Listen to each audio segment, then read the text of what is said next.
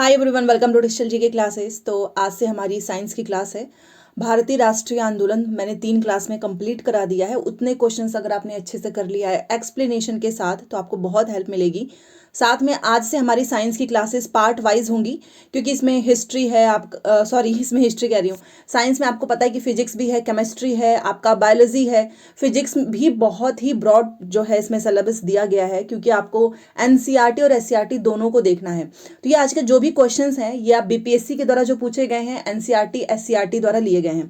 तो ये क्वेश्चंस मैं आज की पीडीएफ में जो है आपको इस क्वेश्चन एंड आंसर के थ्रू कराऊंगी। और यहाँ पर अगर आपको पीडीएफ चाहिए होगा तो मैंने हमेशा से बोला है कि जो भी क्लासेस होती हैं उसकी पीडीएफ मैं आपको रात में 10 से 11 के बीच में दे देती हूँ। तो यहाँ पर आपको टेलीग्राम का ये लिंक दिख रहा होगा, यहाँ पर जो है आप जाना, उसका कमेंट सेक्शन में भी मैंने लिंक दिया हुआ है। तो उसमें आप ज्वाइन हो जाएंगे तो आपको भारतीय राष्ट्रीय आंदोलन की मैंने जो 3 क्लासेस हुई है ना उसको मैंने एक ही पीडीएफ में कन्वर्ट कर दिया है। तो आपको आसानी होगी, आपको अलग अलग से पीडीएफ नहीं लेनी होगी। साथ में ये वाला भी क्लास आज जो है आपको रात तक इसका पीडीएफ मिल जाएगा। ठीक है, तो चलिए आज से हमारी साइंस है, साइंस कंप्लीट हो जाएगा। उसके बाद से हम हिस्ट्री, ज्योग्राफी, पॉलिटी और बिहार स्पेशल एंड कुछ करंट अफेयर ये सारे क्वेश्चंस भी करेंगे।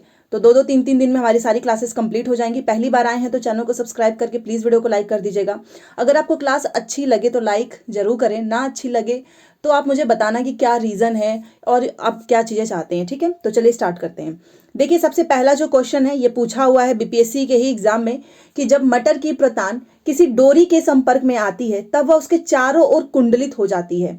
यह किस प्रकार की अनुवर्ती अनुक्रिया को दर्शाता है? तो इसे बोलते हैं हम स्पर्शानुवर्तन। ठीक है, अब ये क्या है स्पर्शानुवर्तन, इसका आंसर तो है बट आपको समझना चाहिए कि देखिए क्या होता है। अभी मैं पहले यहाँ पर बता देती हूँ कि क्योंकि पादप प्रकृति में स्थावर होते हैं इसलिए इसकी क्षतिपूर्ति करने के लिए और पर्यावरण में होने वाले तेज बदलाव से निपटने के लिए उन्होंने वृद्धि अनुक्रियाएं विकसित करी हैं। ठीक है, अब इसमें क्या होता है, इसलिए पादप जो है अपनी वृद्धि को, मतलब पादप का मतलब प्लांट, वो अपनी ग्रोथ को बदलते हैं ताकि वे अधिक अनुकूल परिस्थितियों में वृद्धि कर सकें। और यह जो है प्लांट की जो गति होती है ना उसी के द्वारा किया जाता है। ठीक है, अब ये स्पर्शानुवर्तन जो ये प्रक्रिया है ये क्या होता है, जिसे इंग्लिश में बोलते हैं हेप्टोट्रोपिज्म। ठीक है, जिसने भी एनसीईआरटी की किताबें पढ़ी होंगी उनको अच्छे से समझ में आ जाएगा कि ये हेप्टोट्रोपिज्म क्या है। तो देखो, इसमें प्लांट के द्वारा जो है ना फ्रिक्शन के द्वारा उत्पन्न अनुक्रियाएं होती हैं। और प्रतान तथा ट्विनर, मतलब ट्विनर इंग्लिश वर्ड है जिसे हिंदी में हम बोलते हैं वल्लरी, इस प्रकार की गति के उदाहरण है। तो ये होता है आपका स्पर्शानुवर्तन, हेप्टोट्रोपिज्म। मान लो अगर आपको ये डेफिनेशन, ये सारी चीजें नहीं पता है, फिर भी आप याद रखना कि जब भी हम जो मटर की प्रतान को किसी डोरी के संपर्क में जैसे ही आती है तो ये वो कुंडलित हो जाती है, मतलब स्पाइरल जैसा हो जाता है, तो उसको हम बोलते हैं स्पर्शानुवर्तन। ठीक है, बाकी ये पीडीएफ में एक्सप्लेनेशन रहेगा तो आपको यहां से मदद मिलेगी। अब अगला क्वेश्चन देखिए, केंद्राभिमुखी बल किसके लिए जिम्मेदार है? तो सबसे पहले केंद्राभिमुखी बल ये होता क्या है? तो देखो, एक बल जो एक गोलाकार रास्ते में, मान लो ये गोलाकार रास्ता है, इसमें चलते हुए शरीर पर कार्य करता है और उसे उस केंद्र की ओर निर्देशित किया जाता है जिसके ओर ये घूम रहा है। तो यह बल क्या करेगा, बाहर से जो है, बाहर से ऑब्जेक्ट पर लागू होता है। इस कारण जो है केंद्राभिमुख जो बल है वो एक बाहरी बल है। क्यों? क्योंकि बाहर से लागू हो रहा है, इसी वजह से जो केंद्राभिमुख बल होता है ना वो बाहरी बल है। तो बेसिकली किसके लिए जिम्मेदार है? तो वस्तु को वृत्ताकार पथ पर गतिमान रखने के लिए। ठीक है, तो ये इसका आंसर हो गया। चलिए, अब यहां पर मैंने ना इसमें कुछ यूनिट्स, इकाई जो मात्रक वगैरह पूछे जाते हैं वो भी रखा हुआ है, क्योंकि फिजिक्स में बहुत सारे क्वेश्चंस आपके साइंस में इसमें इंक्लूडेड होते हैं और वो क्वेश्चन पूछा भी जाता है। और कुछ जैसे कि मापने वाले यंत्र, वो सारी चीजें भी इसमें शामिल होंगी। जैसे कि यूडोमीटर होता है, इसका उपयोग हम किस में करते हैं? तो बरसात की मात्रा नापने हेतु। वैसे ही हम बैरोमीटर का भी प्रयोग करते हैं, किसके मापन में करते हैं? तो वायुमंडलीय दबाव। और ये वाला क्वेश्चन तो बहुत बार पूछा हुआ है कि वायुमंडलीय दबाव को मापने के लिए हम किसका प्रयोग करते हैं? तो हम करते हैं बैरोमीटर। ठीक है, इस चीज को ध्यान रखिएगा। अगला क्वेश्चन देखो, अब मैंने आपको बोला था ना कि मात्रा जो है वो सारी चीजें बहुत पूछी जाती हैं। तो विद्युत शक्ति की इकाई क्या है? हम इसको बोलते हैं वॉट। ठीक है, तो आप लोग क्वेश्चन वगैरह नोट मत करना क्योंकि समय बहुत कम है। ये पीडीएफ आपको मिल जाएगा तो आपके रिवीजन में काफी आसानी होगी। ठीक है, बस संभाल के रखना। विद्युत शक्ति की इकाई क्या है? वो है वॉट। ठीक है, चलिए अगला क्वेश्चन देखते हैं। सारी मात्राएं अभी इसमें होंगी। वैसे ही विद्युत विभवांतर की इकाई क्या है? तो वो है वोल्ट। विद्युत धारा की इकाई क्या है, तो आपको पता है एम्पियर, और ये सारे फिजिक्स वाले भी क्वेश्चंस हैं और कई बार पूछा जाता है। ये विद्युत धारा की इकाई अभी आपका जो रिसेंटली एग्जाम हुआ था बीपीएससी का, उसमें भी पूछा गया है कि क्या है, तो वो है एम्पियर है। और विद्युत विभवांतर थोड़ा सा डिफरेंस है, इसलिए लोग कंफ्यूज हो जाते हैं। ठीक है, यहाँ पर विभवांतर अगर पूछा तो वोल्ट होगा, और धारा अगर पूछेगा तो एम्पियर होगा। ठीक है, इस तरीके से याद रखना। और ओम का मात्रक क्या है, तो वो है प्रतिरोध। चलिए, अब मैंने अभी आपको विद्युत धारा की इकाई बताई थी ना, एम्पियर। तो अब विद्युत धारा को हम किस उपकरण से मापते हैं, ये बताइए। विद्युत धारा की इकाई क्या है, एम्पियर है, तो हम इसको किस उपकरण से मापते हैं, अमीटर। ठीक है, चालक की विद्युत प्रतिरोध की इकाई क्या है, तो वो ओम है। अभी मैंने आपको यहां पर देखो, ओम से रिलेटेड जो हमने क्वेश्चन किया था, ये देखिए, ओम मात्रक है किसका, प्रतिरोध का। ठीक है, घुमा फिरा के कुछ भी क्वेश्चन पूछेगा, ध्यान रखना, अगर विद्युत प्रतिरोध से कुछ भी क्वेश्चन आता है और वो आपसे पूछेगा इसकी इकाई क्या है, ओम है, या फिर ओम का मात्रक पूछेगा तो प्रतिरोध है। ठीक है, तो ये पॉइंट आपको ध्यान रखना है। और ये सारे क्वेश्चंस पूछे गए हैं, इसलिए मैंने यहाँ पर रखा हुआ है। अब ये तो भाई प्रकाश वर्ष मात्रक, ऐसा कोई एग्जाम नहीं होगा जिसमें ना पूछे। ठीक है, ये तो यूपी टेट में आपका अलग अलग स्टेट के एग्जाम्स में, बीपीएससी में पूछा गया है कि प्रकाश वर्ष किसका मात्रक है, दूरी का। और ये प्रकाश द्वारा एक वर्ष में तय की गई दूरी को हम एक प्रकाश वर्ष कहते हैं। ये भी क्वेश्चन पूछता है कि एक प्रकाश वर्ष किसे कहते हैं, तो प्रकाश द्वारा एक वर्ष में तय की गई दूरी को। ठीक है, यह खगोलीय दूरी का मात्रक है, और एक प्रकाश वर्ष is equal to 9.461 trillion kilometre, जो कि बहुत लंबी दूरी है, और ये सबसे लंबी दूरी है। ठीक है, प्रकाश वर्ष का मात्रक। आपको यहाँ पर मैं क्वेश्चन तो 50 लेकर आई हूँ नंबर वाइज में, बट उसके नीचे के जो एक्सप्लेनेशन होते हैं ना, यहाँ से खुद क्वेश्चन पूछे गए हैं, तो कहीं ना कहीं देखा जाए तो 100+ क्वेश्चन ही हैं। तो प्रकाश वर्ष मात्रक याद रखिएगा, और किसे कहते हैं, एक वर्ष में तय की गई दूरी को, इसका मात्रक है दूरी। ठीक है, चलिए, तापक्रम की एसआई इकाई, देखो एसआई इकाई वगैरह बहुत पूछता है, तो याद रखिएगा केल्विन है। ठीक है, इंग्लिश और हिंदी दोनों में इसको केल्विन बोलते हैं। तो तापक्रम की एसआई इकाई क्या है, वो है हमारा केल्विन। अगला क्वेश्चन देखो, किलोवाट घंटा मात्रक है किसका है, तो ऊर्जा का है। तो किलोवाट घंटा मात्रक है ऊर्जा का। फर्मी किसका मात्रक है, तो लंबाई का है। और समुद्री दूरी को हम किससे मापते हैं, अभी मैंने आपको बताया, जैसे कि हम लोग वायुमंडलीय दाब के बारे में पूछ रहे थे, वर्षा को नापने के यंत्र, उसी तरीके से समुद्री दूरी को किससे मापते हैं, को मापा जाता है नॉटिकल मील में। ध्यान रखिएगा, बहुत इंपॉर्टेंट क्वेश्चन है। एमकेएस पद्धति में बल का मात्रक क्या है, तो बल का मात्रक, और यहां पर आपको कोई एक्सप्लेनेशन की जरूरत नहीं है, क्योंकि बेसिकली आपसे क्वेश्चन ही पूछ रहा है कि बल का मात्रक आपसे एमकेएस पद्धति में पूछेगा तो न्यूटन है। एंगस्ट्रॉम की इकाई क्या है, वो है आपका तरंग दैर्ध्य, और ये कई बार पूछा गया है कि एंगस्ट्रॉम की इकाई क्या है, तरंग दैर्ध्य। आवृत्ति को किस में नापते हैं, तो हम नापते हैं हर्ट्ज में। ठीक है, फ्रीक्वेंसी, हम फ्रीक्वेंसी को किस में नापते हैं, हर्ट्ज में। तो ये भी आपको ध्यान रखना है। अगला क्वेश्चन, और ये सारे क्वेश्चंस भी पूछे गए हैं। देखिए, फुटबॉल के खेल में गोलकीपर फुटबॉल को गोल में पकड़ने के बाद अपने हाथों को, आपने देखा होगा ना कि जब वो ऐसे अपने हाथों को पहले वो पीछे की ओर खींचते हैं, तो यह गोलकीपर को किस प्रकार सक्षम बनाता है, तो संवेग परिवर्तन की दर को कम करने में। ठीक है, और ये क्वेश्चन पूछा गया है। एक बस सीधे रास्ते पे चल रही है, बस से ट्रेवल हम करते ही हैं, और अचानक दाएं ओर एक तो तेज मोड़ लेती है। आपने देखा होगा कि जैसे ही सडनली जो है दाएं ओर एक तेज मोड़ लेती है, तो बस में जितने लोग भी बैठे होते हैं वो सब दाएं की ओर नहीं, बाएं की ओर झुक जाते हैं, झुकेंगे। ठीक है, हल्का सा ऐसे हम झुक जाते हैं, बेंड हो जाते हैं। तो ये क्वेश्चन भी पूछा हुआ है कि जब बस चल रही है और जब वो अचानक से दाएं मोड़ लेती है, तो बस में बैठे हुए यात्री किस तरफ झुकेंगे, तो ध्यान रखिएगा, वो झुकेंगे बाईं ओर। ठीक है, चलिए अगला क्वेश्चन देखते हैं। एक संगीत कार्यक्रम में ऑर्केस्ट्रा बजाने से पहले एक सितार वादक तनाव को समायोजित करने की कोशिश करता है और स्ट्रिंग को उपयुक्त रूप से बांधता है। ऐसा करके वह क्या ठीक करने की कोशिश करता है, तो ये ऑर्केस्ट्रा बजाने से पहले ये सारी चीजें हो रही हैं, तो क्या करने की कोशिश कर रहा है, तो अन्य वाद्य यंत्रों की आवृत्ति के साथ सीटर जो स्ट्रिंग है उसकी आवृत्ति। तो ये हो गया इसका आंसर। अगला क्वेश्चन देखो, आघात और प्रत्याघात के बल हमेशा समान और विपरीत दिशा में होते हैं। ठीक है, तो ये भी क्वेश्चन पूछा गया है कि आघात और जो प्रत्याघात है इसके बल जो है हमेशा समान और कुछ भी ऑप्शन में लिखा रहेगा। ये भी हो सकता है कि हमेशा असमान होते हैं, फिर हमेशा जो है एक ही दिशा में होते हैं। तो आप ध्यान रखिएगा, ये दोनों जो बल हैं, ये जो है आघात और प्रत्याघात के बल हमेशा समान और विपरीत दिशा में होते हैं। ठीक है, चलिए अगला क्वेश्चन देखिए। कीड़े पानी की सतह पर बिना डूबे घूम सकते हैं। आपने देखा होगा कि पानी की सतह होती है, उस पर कीड़े जो है ऐसे टहल रहे होते हैं। ऐसा क्यों होता है? Just because of surface tension, पानी के पृष्ठ तनाव के कारण। ओके, तो जो कीड़े हैं वो पानी की सतह पर बिना डूबे घूम सकते हैं, पानी का जो सरफेस टेंशन है उसी की वजह से। और यहाँ पर देखिए, आपको पता होना चाहिए क्योंकि ये सरफेस टेंशन वाला क्वेश्चन है ना, कई बार पूछा है। तो आखिर में ये सरफेस टेंशन होता क्या है, तभी तो आप समझ पाएंगे ना कि ये क्यों ऐसे घूम रहे हैं। तो चलो देख लेते हैं कि ये क्या है हमारा सरफेस टेंशन। तो देखो, सरफेस टेंशन किसी द्रव का वह एक स्पेशल क्वालिटी होती है ना, जिसके कारण उनका जो मुक्त पृष्ठ एक खिंची हुई प्रत्यास्थ झिल्ली मतलब मेम्ब्रेन की भांति व्यवहार करता है तथा कम से कम क्षेत्रफल घेरने का प्रयास करता है।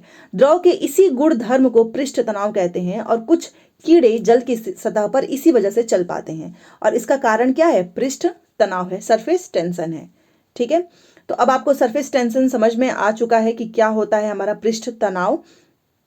तो अब यहाँ पर एक क्वेश्चन है कि जो बारिश की बूंदें होती हैं, आपने देखा होगा कि वो छोटी छोटी गोल गोल ऐसे जो है नीचे गिरती हैं, आपने देखा होगा। आखिर में ऐसा क्यों होता है? वर्षा की बूंद उसके गोलाकार होने का कारण क्या है? तो वो भी हमारा सरफेस टेंशन ही है।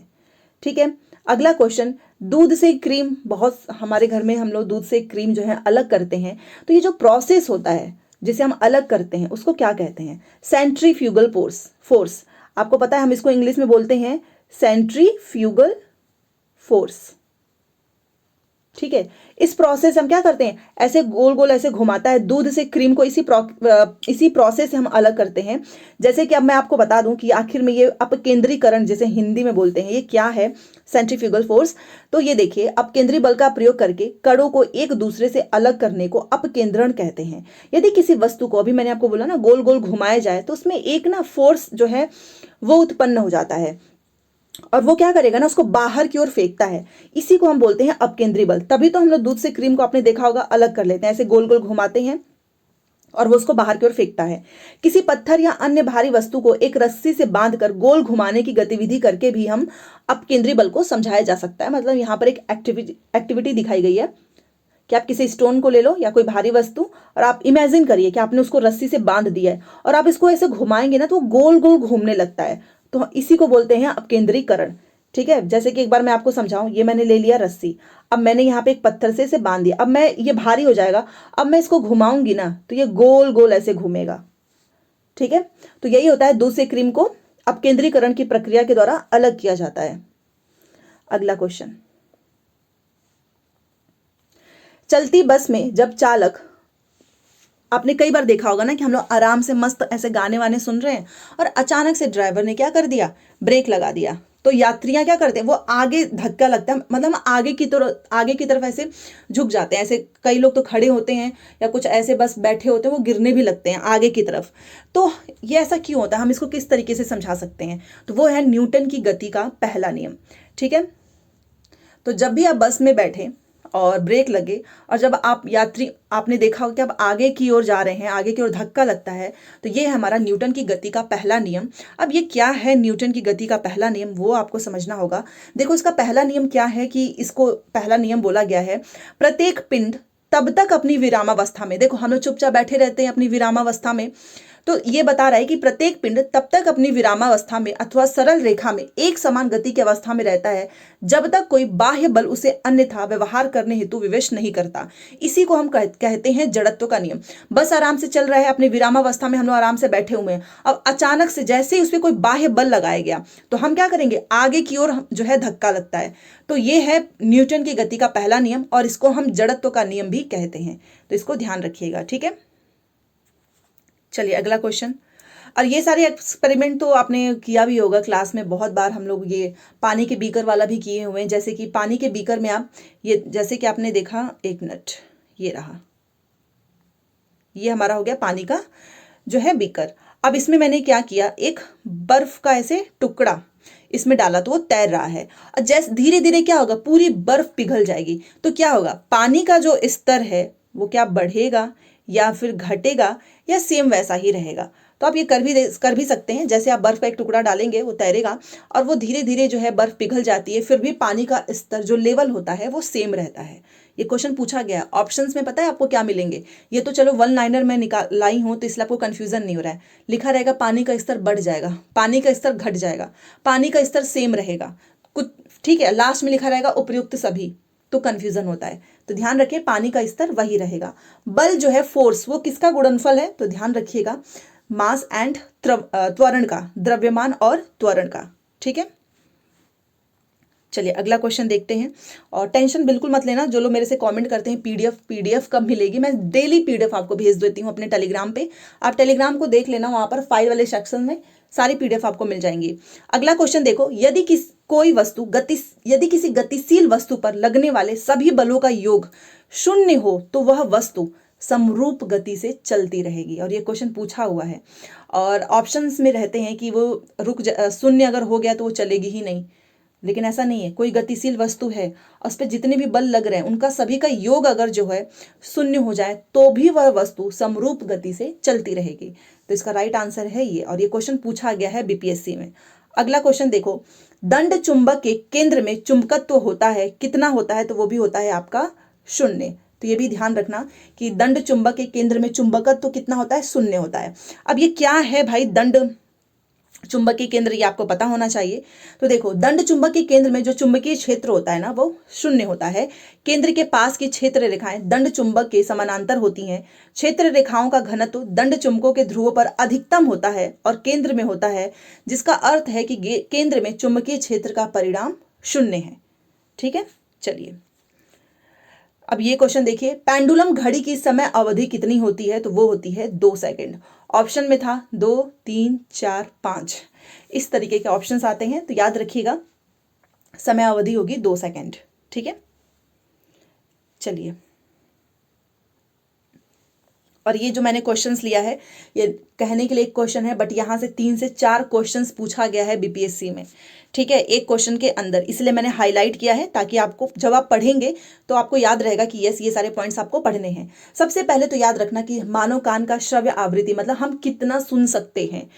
कई बार आपने देखा होगा बहुत तेज लाउड स्पीकर कहीं पे कुछ बन रहा है और हमको एकदम शुन ऐसे करके कुछ आवाज आती है, ऐसा लगता है कि कुछ सुनाई ही नहीं दे रहा है, उससे आगे तो आप सुन भी नहीं सकते। तो कितना आप सुन सकते हैं, तो 20 हर्ट्ज से लेके 20,000 हर्ट्ज। और ये क्वेश्चन इतनी बार पूछा है ना कि प्लीज इसको याद कर लो, कई बार पूछा गया है। अब यहां से जो जो क्वेश्चंस पूछे गए हैं, पहला देखो कि एक मानव के लिए औसत श्रवण सीमा मतलब हम कितना सुन सकते हैं 20 हर्ट्ज से लेके 20 किलो हर्ट्ज के बीच में, ठीक है। और श्रवण प्रक्रिया की सहायता के लिए 3 मांसपेशियों का उपयोग करती है। आवृत्ति फ्रीक्वेंसी की एसआई इकाई क्या है, तो हर्ट्ज है, पूछा गया है। औसत वयस्कों में ऊपरी सीमा अक्सर 15 से 17 किलो हर्ट्ज के करीब होती है, ठीक है। तो हम कितना सुन सकते हैं 20 हर्ट्ज से लेके 20,000 हर्ट्ज, लेकिन कितना हम नहीं सुन सकते हैं, ठीक है। जैसे कि 20 हर्ट्ज से नीचे की आवृत्ति, ये भी क्वेश्चन पूछता है कि अगर आप 20 हर्ट्ज से नीचे जाएंगे तो उसको क्या कहेंगे, 20,000 हर्ट्ज से आप ऊपर जाएंगे तो उसे क्या कहेंगे। तो 20 हर्ट्ज से नीचे की जो फ्रीक्वेंसी होती है उसको हम बोलते हैं अपश्रव्य आवृत्ति, और जो 20,000 हर्ट्ज से जो ऊपर की आवृत्ति होती है उसको कहते हैं पराश्रव्य आवृत्ति, ठीक है। ध्वनि तरंगे, ये क्वेश्चन पूछा गया ये दोनों, और ये भी क्वेश्चन पूछा गया है कि जो ध्वनि तरंगे होते हैं वो अनुदैर्ध्य यांत्रिक तरंगे हैं। ध्वनि तरंगे कैसी हैं, अनुदैर्ध्य यांत्रिक तरंगे हैं, और आवृत्ति को 1 सेकंड में होने वाली तरंग चक्रों की संख्या के रूप में परिभाषित करता है। बेसिकली आपको याद रखना है कि अनुदैर्ध्य यांत्रिक तरंगे क्या होती हैं, ध्वनि तरंगे ही होती हैं। ध्वनि तरंगों के प्रकार जिनकी आवृत्तियां मानव श्रवण की श्रव्य सीमा से कम होती हैं अपश्रव्य तरंगे कहलाती हैं। मान लो 20 से 20,000 हर्ट्ज के बीच में सुन सकते हैं, तो नीचे वाला तो हम ऑब्वियस ही बात है ना नहीं सुन पाएंगे। तो वही लिखा हुआ है कि जिनकी सीमा जो है इसे कम होती है मानव श्रवण की श्रव्य सीमा से, उसे हम बोलते हैं अपश्रव्य, ठीक है। तो ये हो गया हमारा, यहाँ पर जो भी क्वेश्चंस बन सकते थे इस क्वेश्चंस में वो सारा मैंने यहाँ पर नोट डाउन किया है। अगला क्वेश्चन देखो, अगर ध्वनि मतलब जो साउंड है वो एयर में प्रवेश कर जाए तब किस मात्रा में परिवर्तन नहीं होगा, तो वो होता है फ्रीक्वेंसी। भले से जो ध्वनि है, जो साउंड है, वो एयर में चली गई, एंटर हो गई, फिर भी उसकी फ्रीक्वेंसी में परिवर्तन नहीं होता है। ठीक है, अभी मैंने आपको यहाँ पर क्या बोला था, ये अनुदैर्ध्य तरंगे क्या है, ध्वनि तरंगे, और ये क्वेश्चन कई बार पूछा है, इसलिए मैंने दोबारा से यहाँ पर नोट किया है कि देखूं आपको याद है या नहीं। अनुदैर्ध्य तरंगों का उदाहरण क्या है, वो है ध्वनि तरंग। अब ये क्या है जो मैंने दोबारा से नोट किया है, पूछा गया है कि जो अनुदैर्ध्य तरंगों में कण के माध्यम में जो वाइब्रेशन होता है ना, कंपन की दिशा, वो तरंग के प्रसार के समानांतर होती है। अनुदैर्ध्य तरंगों में कण तरंग के प्रसारण की दिशा की रेखा में कंपन कर ऊर्जा को एक स्थान से दूसरे स्थान पर स्थानांतरित करते हैं। अनुदैर्ध्य तरंगों में कणों की गति आमतौर पर ऊर्जा की गति के समानांतर होती हैं। अनुदैर्ध्य तरंगे संपीड़न और विरलन के रूप में कार्य करती हैं, और सबसे अच्छा एग्जाम्पल जो है अनुदैर्ध्य तरंगों का, वो है ध्वनि तरंगे। ठीक है, चलिए अब इसमें ये आपने अनुदैर्ध्य पढ़ा, बट हमारा अनुप्रस्थ भी तो होता है, वो भी तो पूछेगा आपसे कि अनुदैर्ध्य तरंगों का चलो एग्जाम्पल ध्वनि है, बट अनुप्रस्थ का एग्जाम्पल क्या है, ये बताओ। तो देखो यहाँ पर ध आधा दिख रहा है, मैं आपको एक ट्रिक बता देती हूँ ताकि आपको कभी भूले ना, ये ध, तो आप इससे याद रखना कि जब भी अनुदैर्ध्य पूछेगा उसका संबंध होगा ध्वनि तरंग से। अब ये अनुप्रस्थ क्या है ये मैं आपको बता दूं, यहाँ पर देखिए ये पूछा हुआ है, देखिए अनुप्रस्थ तरंगों में कण तरंग के प्रसार की दिशा में लंबवत कंपन करने के अनुदैर्ध्य में समानांतर था, इसमें लंबवत है। ठीक है, लंबवत कंपन करके ऊर्जा को एक बिंदु से दूसरे बिंदु पर स्थानांतरित करते हैं। एक अनुप्रस्थ तरंग में कण उस दिशा में लंबवत विस्थापित होते हैं जिस दिशा में तरंग चलती हैं। रेडियो तरंगे, जल तरंगे अनुप्रस्थ तरंगों के कुछ उदाहरण हैं, और यहाँ पर आपको दिखेगा एक डोरी में उत्पन्न तरंगे अनुप्रस्थ तरंगों का एक अच्छा उदाहरण है। ठीक है, तो ये सारे पॉइंट आप याद रखिएगा कि किसका कौन सा एग्जाम्पल है, क्योंकि इसमें कुछ भी पूछा जा सकता है। अगला क्वेश्चन देखते हैं, अल्ट्रासोनिक तरंगे की क्या है, तो 20 किलो हर्ट्ज से ज्यादा आवृत्ति की ध्वनि तरंगों को हम बोलते हैं अल्ट्रासोनिक तरंगे। ठीक है, अब ये जो एमआरआई होता है, तो इस मशीन में किस प्रकार की जो वेव्स तरंग होती हैं उसका हम यूज करते हैं, किस टाइप का जो तरंग है उसका हम इसमें उपयोग करते हैं, उसे बोलते हैं चुंबकीय तरंग। ठीक है, चलिए अगला क्वेश्चन, ध्वनि चित्रण सोनोग्राफी में कौन सी तरंगों का प्रयोग होता है, तो वो है पराध्वनिक तरंगे। याद रखिएगा कि जो ध्वनि चित्रण है हम उसमें पराध्वनिक तरंगों का यूज करते हैं। ध्वनि संचरण किसमें नहीं करती है, तो वो है निर्वात। और ये वैक्यूम वाला क्वेश्चन इतनी बार पूछा है कि ध्वनि संचरण नहीं कर सकती है किसमें, तो वो है हमारा निर्वात। ठीक है, चलिए, बिजली की मोटर परिवर्तित करती है क्या, विद्युत ऊर्जा को यांत्रिक ऊर्जा में। क्वेश्चन पूछा है कि जो बिजली का मोटर होता है ना वो किस में चेंज करता है, तो विद्युत ऊर्जा को यांत्रिक ऊर्जा में बदल देता है।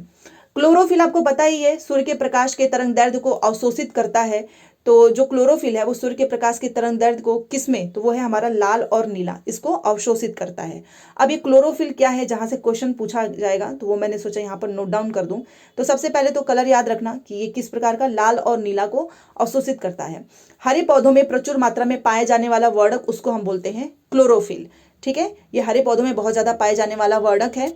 साथ में यह दृश्यमान प्रकाश स्पेक्ट्रम के नीले और लाल क्षेत्रों में सबसे अधिक कुशलता से अवशोषित करता है। सूर्य के प्रकाश में हरे प्रकाश सहित लाल से नीले स्पेक्ट्रम तक प्रकाश का एक बड़ा स्पेक्ट्रम होता है, इसी वजह से यह लाल और नीला को अवशोषित करता है। ठीक है, चलिए, और ये बीपीएससी टीआरई 1 टीआरई 2 दोनों में पूछा हुआ है।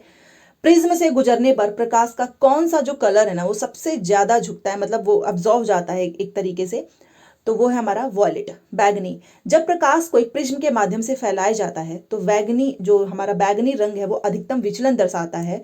बैगनी जो है प्रकाश में माध्यम से यात्रा करते समय अधिकतम अपवर्तक सूचकांक और सबसे कम गति होता है, तो सबसे ज्यादा जो वर्ण झुकता है वो है हमारा वॉयलेट, बैगनी। ठीक है, चलिए, अब यहां से आपको पूर्ण आंतरिक परावर्तन वाले कुछ एग्जांपल्स, जिसको हम कुल आंतरिक परावर्तन भी बोलते हैं, कई बार पूछा गया है कि ऑप्टिकल फाइबर किस सिद्धांत पर कार्य करता है, तो जिसे हम बोलते हैं आंतरिक परावर्तन। ठीक है, तो ये क्या है हमारा पूर्ण आंतरिक परावर्तन जो कि ऑप्टिकल फाइबर की सिद्धांत पर कार्य करता है। तो देखो ये होता है एक उच्च अपवर्तक सूचकांक के माध्यम से प्रकाश का कुल परावर्तन इसके माध्यम में वापस करने के लिए एक क्रांति कोण से अधिक कोण पर कुल आंतरिक परावर्तन के रूप में जाना जाता है। यह हमेशा तब होता है जब प्रकाश सघन माध्यम से विरल माध्यम में जाता है। अब ये ऑप्टिकल फाइबर क्या है, तो ये भी देख लीजिए। देखिए ऑप्टिकल फाइबर क्या होता है, यह ग्लास और प्लास्टिक से बना एक बहुत पतला फाइबर है जिसकी त्रिज्या माइक्रोमीटर में 10 से 6 मीटर के क्रम की होती है और यह कुल आंतरिक परावर्तन के सिद्धांत पर कार्य करता है। तो एक्सप्लेनेशन के माध्यम से आपका डेफिनेशन भी क्लियर, साथ में क्वेश्चन का आंसर भी आपको याद हो जाएगा। अगला क्वेश्चन, तारे आपने देखा होगा रात में बहुत टिमटिमाते हैं, क्यों? इसका रीजन है पृथ्वी के वायुमंडल की विभिन्न परतों का अपवर्तनांक लगातार बदलता रहता है, इसीलिए तारे जो है हमें टिमटिमाते हुए दिखते हैं। अब एक मृग मरीचिका बहुत बार क्वेश्चन पूछता है कि मृग मरीचिका का कारण क्या है, तो अभी मैं आपको बताऊंगी कि मृग मरीचिका क्या होता है। सबसे पहले मृग मरीचिका क्यों होता है, उसका रीजन क्या है, तो वो है वही आपका फिर से प्रकाश का पूर्ण आंतरिक परावर्तन। अब भाई देख लो ये मृग मरीचिका जैसा शब्द क्या है, तो देखिए इसको क्या कहते हैं। आपने देखा होगा कि गर्मियों की दोपहर में यात्रियों को सड़क पर कुछ दूर पर पानी होने का भ्रम हो जाता है, इसी को बोलते हैं मृग मरीचिका। ऐसा लगता है कि यार, कई बार देखा होगा हम रास्ते में जाते हैं और हमें लगता है कि यार आगे लग रहा है कि पानी है, बट पानी होता नहीं है। ये जो भ्रम है ना, वही है हमारा मृग मरीचिका। दोपहर में सड़क जो है अधिक गर्म हो जाती है, जिसके कारण धरती के पास हवा की गर्म परतें विरल हो जाती हैं, किंतु ऊपर की परतें ठंडी होने के कारण उसको वो ऐसा हमें महसूस होने लगता है कि पानी है, बट पानी होता नहीं है। और इसको बोलते हैं मृग मरीचिका। और ये होने का रीजन क्या है, प्रकाश का पूर्ण आंतरिक परावर्तन। तो मुझे नहीं लगता है कि अब किसी को कंफ्यूजन होगा कि भाई ये मृग मरीचिका क्या है। ठीक है, चलिए अगला क्वेश्चन देखिए। प्रकाश संश्लेषण की दर सबसे अधिक होगी किसमें होगी, लाल प्रकाश में। अब ये प्रकाश संश्लेषण क्या है, आपको पता ही होगा कि प्रकाश संश्लेषण वह प्रोसेस है जिसके द्वारा हरे पौधे क्या करते हैं, प्रकाश ऊर्जा को रासायनिक ऊर्जा में बदल देते हैं। फिर हरे पौधों में प्रकाश संश्लेषण के दौरान प्रकाश ऊर्जा को जैसे वो गृहीत करते हैं और इसका उपयोग जल, कार्बन डाइऑक्साइड और खनिजों को ऑक्सीजन और ऊर्जा से समृद्ध कार्बनिक यौगिकों में परिवर्तित करने के लिए। फोटोसिंथेसिस ही तो एक प्रोसेस है ना, जिसमें प्लांट्स जो है अपना भोजन जो है वो बनाते हैं। उसके बाद से क्या होता है कि जल का ऑक्सीकरण ऑक्सीजन बनाने में होता है और कार्बन डाइऑक्साइड के अवकरण से ग्लूकोज बनता है। तो ये भी सारी चीजें याद रखिएगा, कुछ भी पूछा जा सकता है इसमें से। तो प्रकाश संश्लेषण की दर जो है वो सबसे अधिक होगी लाल प्रकाश में। चलिए अगला क्वेश्चन। अब पता तो चली गया कि क्लोरोफिल जो है ऊपर जो मैंने आपको बताया। अब क्लोरोफिल में पाए जाने वाली धातु क्या है, तो वो है मैग्नीशियम। क्लोरोफिल में पाए जाने वाला जो धातु होता है उसे हम बोलते हैं मैग्नीशियम, मतलब Mg। ठीक है, और ये मैग्नीशियम जो है ना पत्तियों को उनका हरा रंग देता है। क्वेश्चन पूछता है कि पत्तियां जो है हरी होती हैं क्यों, मैग्नीशियम की वजह से। पौधों में मैग्नीशियम एंजाइमों में स्थित होता है। क्लोरोफिल सूर्य के प्रकाश से ऊर्जा को अवशोषित करता है और इस ऊर्जा का उपयोग कार्बन डाइऑक्साइड को कार्बोहाइड्रेट में परिवर्तित करने के लिए किया जाता है। समझ में आ गया कि क्लोरोफिल में पाए जाने वाली धातु क्या है और इसका काम क्या है। चलिए,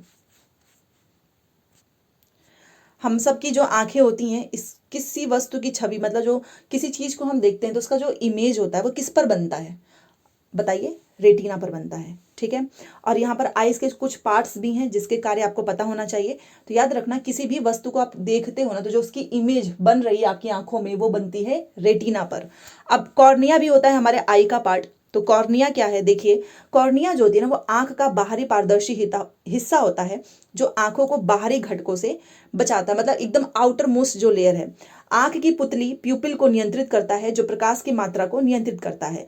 जो आंख की हमारी पुतली है आंखों को अलग रंग देता है, जैसे कि किसी की भूरी आंख होती है या फिर किसी के ब्लू आईज। ठीक है, तो वास्तव में नेत्र पटल का रंग है। नेत्र लेंस एक गोलाकार लेंस है जो नेत्र पटल पर वस्तु की छवि बनाता है। नेत्र पटल एक स्क्रीन है जो दृष्टि परख तंत्रिकाओं के माध्यम से मस्तिष्क को सूचना भेजता है। और यहाँ पर आप देख सकते हैं कि जो हमारा आई लेंस की जो फोकल लंबाई होती है वो रोमक मांसपेशियों द्वारा बनाई जाती है। यह आसपास की वस्तुओं को देखने के लिए खुद को खींचकर फोकल लंबाई को कम करता है और दूर की वस्तुओं को देखने के लिए फोकल लंबाई बढ़ाने के लिए शिथिल करता है। तो ये बेसिकली मैंने आईज से रिलेटेड जो भी क्वेश्चंस पूछे जा सकते हैं वो यहाँ पर नोट कर दिया है। ठीक है, अगला क्वेश्चन देखिए। रेगिस्तान में गर्मी दोपहरी में मरीचिका किस कारण से दिखाई देता है। अब मुझे नहीं लगता है कि कोई भूलेगा पूर्ण आंतरिक परावर्तन। और मरीचिका क्या है आपको पता ही है कि आप बाहर निकलेंगे आपको लगेगा कि आगे पानी होने का आपको भ्रम होता है, यही है मरीचिका। ठीक है। तो जब भी क्वेश्चन पूछे कि रेगिस्तान में गर्मी दोपहरी में मरीचिका दिखाई दे रहा है, इसका मतलब है पूर्ण आंतरिक परावर्तन। इसी रीजन की वजह से हीरा जो होता है डायमंड, इसकी चमक का कारण क्या है, तो वो भी हमारा है पूर्ण आंतरिक परावर्तन। ठीक है। और हमारा लास्ट क्वेश्चन है, बट ऐसा नहीं है, ये पार्ट वाइज में है क्योंकि बहुत क्वेश्चन है साइंस के। सॉरी, बार बार मैं हिस्ट्री बोल रही हूँ, इसमें आपका फिजिक्स है, केमिस्ट्री है, बायो है। तो अभी तो आपका बहुत ज़्यादा पूरा केमिस्ट्री बाकी है, पूरा बायो बाकी है। तो सूर्य का प्रकाश पृथ्वी पर पहुंचता है 8 मिनट 16.6 सेकेंड। और ये बीपीएससी ने क्वेश्चन पूछा था। और कमाल की बात तो ये थी कि उन्होंने जो ए ऑप्शन लिखा था, एक मिनट देखिए, बी सी डी और ई, तो उन्होंने क्या किया, ए में लिखा, कलर चेंज कर दूं, 8 मिनट, बी में लिखा 7 मिनट, सी में लिखा 6 और यहाँ लिख दिया 5 मिनट और ई में लिख दिया कोई नहीं। तो पता है ऑप्शंस कोई नहीं वाला था, क्योंकि 8 मिनट करेक्ट नहीं होता है ना, 8 मिनट 16.6 सेकेंड। ये मैंने आपको कहानी क्यों बताई, क्योंकि कई बार हमें लगता है कि अरे 8 मिनट तो दिया ही है ना, चलो लगा दो। नहीं भाई, ई ऑप्शन भी दिया हुआ है कि इनमें से कोई नहीं, आप उसे भी टिक कर सकते हैं। गलत आंसर मत लगा देना, क्योंकि आपको पूरा एक्यूरेट नंबर पता होना चाहिए कि सूर्य का जो प्रकाश है वो अर्थ पे पहुंचता है कितने में, तो 8 मिनट में, 8 मिनट और 16.6 सेकेंड में। ठीक है। और यहाँ पर ये क्वेश्चन पूछा गया है, इसलिए मैं आपको बता रही हूँ, नाभिकीय संलयन वाला क्वेश्चन पूछा गया है कि जो सूर्य के ऊर्जा का स्रोत है ना, वो क्या है, तो ध्यान रखिएगा, वो नाभिकीय संलयन है, जिसमें हाइड्रोजन परमाणु का छोटा नाभिक हीलियम परमाणु में फ्यूज हो जाता है। ठीक है। तो आप डिजिटल जीके क्लासेस को फ्री कंटेंट एंड पीडीएफ के लिए सब्सक्राइब कर सकते हैं, और ये आपको मेरे मिलेगा यहाँ पर टेलीग्राम लिंक पे। आज की क्लास आपको कैसी लगी प्लीज़ बताना, और प्लीज़ लाइक कर दीजिएगा, लाइक करने से काफ़ी मोटिवेशन मिलता है। और हर दिन अभी 2 से 3 दिन में आपका साइंस भी कंप्लीट हो जाएगा। ठीक है। जैसे हम लोगों ने भारतीय राष्ट्रीय आंदोलन किया, वैसे ये कंप्लीट होगा। उसके बाद से हमारा सेशन चलेगा हिस्ट्री, और आपका, क्योंकि अभी हिस्ट्री में बहुत सारी चीज़ें हैं, बिहार स्पेशल पढ़ना है, बिहार के बारे में आपका मॉडर्न हिस्ट्री होगा, आपका मेडावल हिस्ट्री हो गया, ये सारी चीज़ें अभी बाकी हैं। ज्योग्राफी हो गया, बिहार का भूगोल हो गया, सब कुछ पढ़ना है। तो हमारा इसके बाद से वही स्टार्ट होगा जो कि हम 1 हफ्ते में ख़त्म कर देंगे, एग्जाम से पहले ही, फरवरी में ही आपका कंप्लीट हो जाएगा। तो ये आज की क्लास थी, तो please like share and subscribe कर दीजिएगा। मिलते हैं नेक्स्ट क्लास में। थैंक्स फॉर वॉचिंग, और पीडीएफ आपको रात तक टेलीग्राम पे मिल जाएगा।